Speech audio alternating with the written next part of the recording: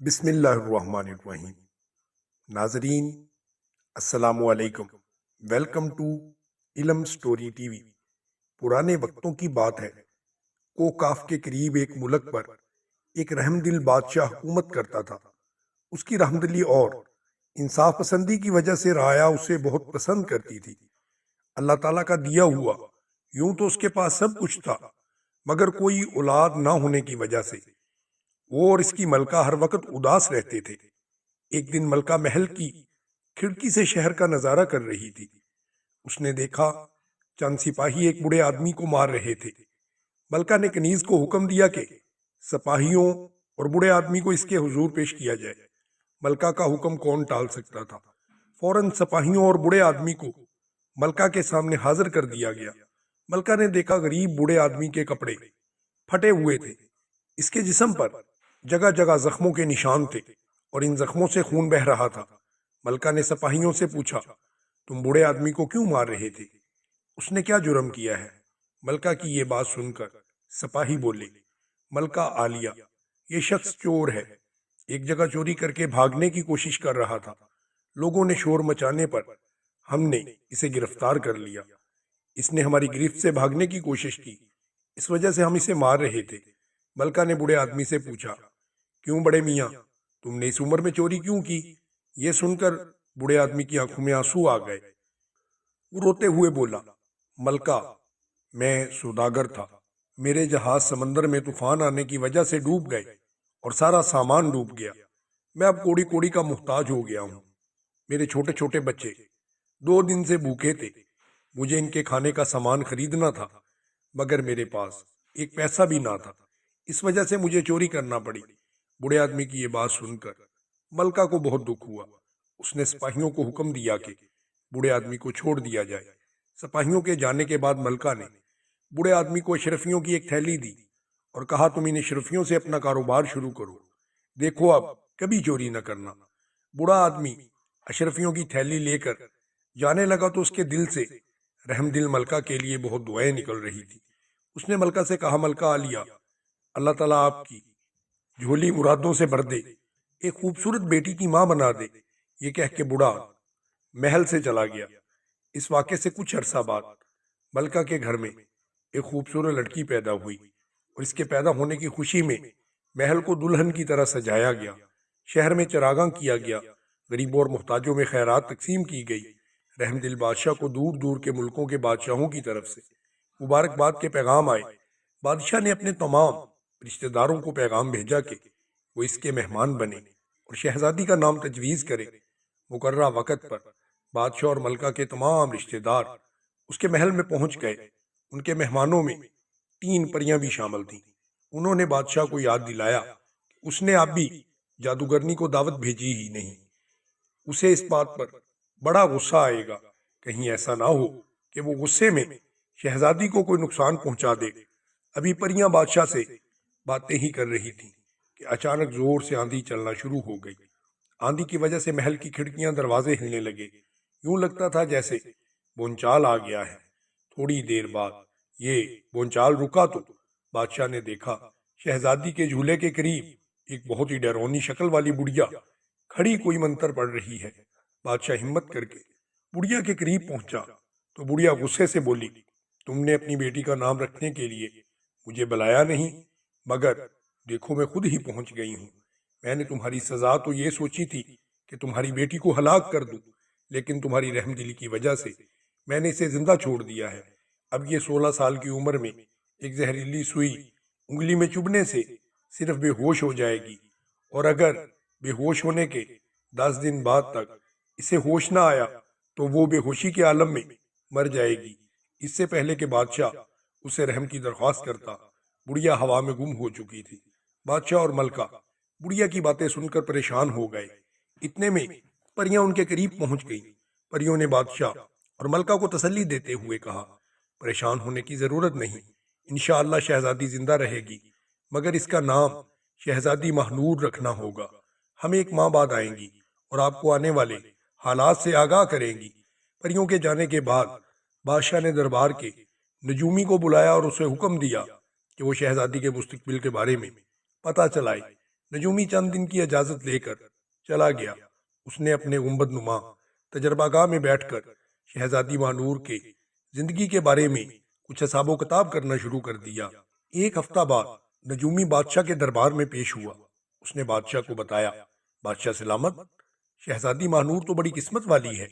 اگرچہ جادوگرنی کے کہنے کے مطابق 16 سال کی عمر میں وہ زہریلی سوئی چبھنے سے بے ہوش تو ہوگی، مگر اسے نئی زندگی دینے والا ایک بہت بڑے ملک کا شہزادہ ہوگا جو اللہ کے حکم سے اس کو بچائے گا۔ اسی سے شہزادی مانور کی شادی ہوگی۔ مگر افسوس، میں زیادہ تفصیل آپ کو نہیں بتا سکتا کہ شہزادہ کہاں سے آئے گا اور کب آئے گا۔ اس کی وجہ یہ ہے کہ میری تجربہ گاہ پر جادوگرنی جادو کے زور سے بادلوں کا سایہ کر گئی ہے۔ اب مجھے نظر نہیں آ رہا جس سے میں ستاروں کی گردش کا پتہ کر لوں۔ بادشاہ نے یہ سن کر خاموشی اختیار کر لی۔ ایک ماہ بعد پریاں بادشاہ کے محل میں دوبارہ پہنچی۔ انہوں نے ملکہ اور بادشاہ کو بتایا کہ شہزادی مانور کو ہوش میں لانے والا شہزادہ مغرب کے کسی ملک سے آئے گا۔ اس کا نام شاہ بخت ہوگا۔ ہم نے اس کا پتہ چلا لیا ہے۔ آپ کو شہزادی کے لیے اب فکر مند ہونے کی ضرورت نہیں۔ یہ کہہ کے پریاں واپس چلی گئیں۔ وقت گزرتا گیا، شہزادی جوان ہوتی گئی۔ ملکہ اور بادشاہ یہ بھول گئے کہ شہزادی کے لیے منحوس سال قریب آتا جا رہا ہے۔ ایک دن شہزادی مانور باغ میں گئی۔ اس نے مالن کو ہار بناتے دیکھا تو اس سے کہا، لاؤ سوئی ہمیں دکھاؤ، ہم بھی ہار پروئیں گے۔ بلا مالن شہزادی کا حکم کیسے ٹال سکتی تھی؟ اس نے سوئی اور پھولوں کی ٹوکری شہزادی کے سامنے رکھ دی۔ شہزادی نے اسے دوسرے پھول دھاگے میں پرو دیا کہ اچانک سوئی اس کی انگلی میں چبھی اور وہ ہائے اللہ میں مری کہتے ہوئے زمین پر ڈھیر ہو گئی۔ محل میں کوہرام مچ گیا۔ تمام مصروفیات ترک کر دی گئیں۔ چند لمحوں میں خوشی کی جگہ افسردگی اور افسوس نے لے لی تھی۔ ملکہ اور بادشاہ نے جب یہ خبر سنی تو وہ غم سے نڈھال ہو گئے۔ انہوں نے شہزادی کو اس کی خوابگاہ میں لٹایا اور ماتمی لباس پہن لیا۔ شہزادی مانور کو بے ہوش ہوئے 2 یا 3 گھنٹے ہی گزرے ہوں گے کہ تینوں پریاں محل میں پہنچی اور انہوں نے ملکہ کو بتایا، ہم نے شہزادہ شاہ بخت کو تلاش کر لیا ہے۔ آج کل اس کا باپ سخت بیمار ہے۔ شاہی حکیم نے اسے پیلا گلاب لانے کو کہا ہے۔ پیلے گلاب کا دنیا میں ایک ہی پودا ہے اور وہ پودا ہماری نانی کے باغ میں ہے۔ ہم اسے پیلا گلاب دے کر شہزادی کو ہوش میں لانے کے لیے اس سے مدد مانگیں گے۔ ہمیں امید ہے وہ اس شرط پر پیلا گلاب لینا قبول کر لے گا۔ پریوں نے دیکھا بادشاہ اور ملکہ ان کی گفتگو سے مطمئن نہیں ہیں، چنانچہ انہوں نے فیصلہ کیا کہ محل کے تمام لوگوں کو اتنے عرصے کے لیے گہری نیند سلا دیا جائے جب تک شہزادہ شاہ بخت شہزادی کو مدد کو پہنچ نہ جائے۔ انہیں خطرہ تھا کہ کہیں بادشاہ اور ملکہ شہزادی کے غم میں پاگل نہ ہو جائیں۔ یہ سوچ کر انہوں نے جادو کے زور سے محل کے سارے لوگوں کو بے ہوش کر دیا۔ اگر کوئی غلام صفائی کر رہا تھا تو وہ وہیں پر بے ہوش ہو گیا، کوئی پانی بھر رہا تھا تو وہ وہیں پر رہ گیا۔ بادشاہ قلم منہ میں لیے خاموش ہو گیا اور ملکہ کی آنکھوں میں آنسو بھرے بھرے رہ گئے۔ مصر کا شہزادہ شاہ بخت ایک رات اپنے محل کی چھت پر سو رہا تھا۔ اچانک اسے یوں محسوس ہوا جیسے اس کے سرہانے کی طرف کوئی کھڑا ہے۔ اس نے فوراً نیام میں سے تلوار نکالی اور چلایا، کون ہے جو ہماری اجازت کے بغیر ہماری خوابگاہ میں چلا آیا ہے؟ اچانک خوابگاہ کی شمع خود بخود جل اٹھی۔ اس نے دیکھا اس کے سرہانے ایک خوبصورت پری کھڑی ہے۔ اس نے ذہن پر زور دیا تو اسے یاد آ گیا، اگر میں بھول نہیں رہا تو کیا تم نیلم پری ہو؟ تم نے مجھے پیلا گلاب لا کر دیا تھا جس کی پنکھڑیاں کھا کر میرے والد صحت مند ہو گئے تھے۔ شہزادے کی یہ بات سن کر پری بولی، ہاں شہزادے، میں نیلم پری ہی ہوں۔ تم نے مجھ سے وعدہ کیا تھا میں تمہیں پیلا گلاب لا دوں تو تم میرا ایک کام کرو گے، کیا تمہیں اپنا وعدہ یاد ہے؟ پری کی یہ بات سن کر شہزادہ بولا، نیک دل پری، شہزادہ کبھی اپنا وعدہ نہیں بھول سکتا۔ میں اپنی جان پر کھیل کر تمہارا ہر کام کروں گا، تم ایک مرتبہ کام کہہ کر تو دیکھو۔ پری نے شہزادے شاہ بخت سے کہا کہ میرا کام نہایت معمولی ہے، تھوڑی سی جرت کی ضرورت ہے۔ شہزادے نے پری کی بات کاٹتے ہوئے کہا، تم مجھے بتاؤ تو صحیح، مجھے تمہارے لیے کیا کرنا ہے، پھر میں جانوں اور میرا کام۔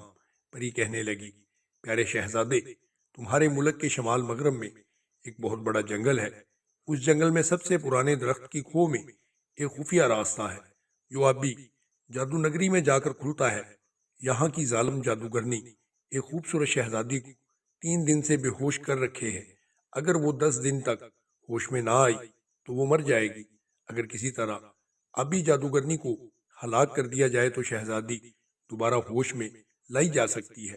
کیونکہ تم ایک بہادر اور نیک دل شہزادے ہو، اس لیے میں نے سوچا کہ شہزادی کو ہوش میں لانے کے لیے کیوں نہ تمہاری مدد لی جائے۔ ویسے یہ میرا وعدہ ہے کہ اگر تم ابھی جادوگرنی کو ہلاک کرنے اور شہزادی کو ہوش میں لانے میں کامیاب ہو گئے تو تمہاری شادی ماہنور سے کر دی جائے گی، جو دنیا کی حسین ترین لڑکی ہے۔ اس سے زیادہ خوبصورت لڑکی اس وقت کوہ کاف میں بھی موجود نہیں۔ نیلم پری کی یہ بات سن کر شہزادہ شاہ بخت غصے سے بولا، ذرا تم مجھے بتاؤ تو صحیح، جادوگرنی کو کیسے ہلاک کیا جا سکتا ہے؟ میرا دل ظالم جادوگرنی سے انتقام لینے کے لیے بے چین ہو رہا ہے۔ بھلا وہ کون ہوتی ہے بلا وجہ کسی کو تنگ کرنے والی؟ شہزادے ذرا صبر کرو، تم نے وعدہ کر لیا ہے تو اب تمہیں تفصیل سے بتاؤں گی کہ جادوگرنی کو کس طرح ہلاک کیا جائے۔ ویسے بھی ہلاکت کا ابھی وقت نہیں آیا، میں چند دنوں بعد دوبارہ واپس آؤں گی، تب میں تمہیں بتاؤں گی کہ تمہیں کیا کرنا ہے۔ اچھا، خدا حافظ۔ اتنا کہہ کے پری اپنے پر پھیلائے ہوا میں اڑتی ہوئی نظروں سے اوجھل ہو گئی۔ وعدے کے مطابق نیلم پری جب دوبارہ شہزادے شاہزیب کو ملی تو اس نے شہزادے کو ایک بانسری دیتے ہوئے کہا، بہادر شہزادے، جب تم درخت کی کھو میں داخل ہو جاؤ تمہیں انتہائی خوفناک اور ڈراؤنی آوازیں سنائی دیں گی۔ تم بے خوف و خطر اس راہ پر سیدھے آگے کی طرف بڑھتے چلے جانا۔ جب تم 1 میل تک فاصلہ طے کر لو گے تو تمہیں ایک درخت کے ارد گرد بہت سے سانپ رینگتے ہوئے دکھائی دیں گے۔ اس جگہ تم بانسری سے کام لینا۔ بانسری بجاتے ہی سارے سانپ بدہوش ہو جائیں گے۔ اس درخت پر ایک پنجرے میں نیلے رنگ کا طوطا بند ہوگا۔ تم پنجرے میں سے طوطے کو نکال کر اس کی دائیں ٹانگ مروڑو گے۔ آبی جادوگرنی اپنی ٹانگ پکڑے تمہارے پاس خود بخود پہنچ جائے گی۔ وہ تمہیں خوفزدہ کر کے طوطا حاصل کرنے کی کوشش کرے گی، مگر خبردار، تم اسے طوطا کسی قیمت پر نہ دینا، بلکہ اس کے سامنے طوطے کی گردن مروڑ دینا۔ طوطے کے مرتے ہی ابھی جادوگرنی بھی مر جائے گی اور اس کا طلسم تباہ ہو جائے گا۔ شہزادی ماہنور کی بے ہوشی ختم ہو جائے گی، مگر وہ نیند سے اس وقت بیدار ہوگی جب تم اس کا نام لے کر پکارو گے۔ شہزادے نے پری سے پوچھا، رحم دل پری، یہ تو بتاؤ کہ میں شہزادی ماہنور تک کیسے پہنچوں گا؟ شہزادے کی یہ بات سن کر پری بولی، جب جادو نگری تباہ ہو جائے گی تو وہاں ریگستان رہ جائے گا۔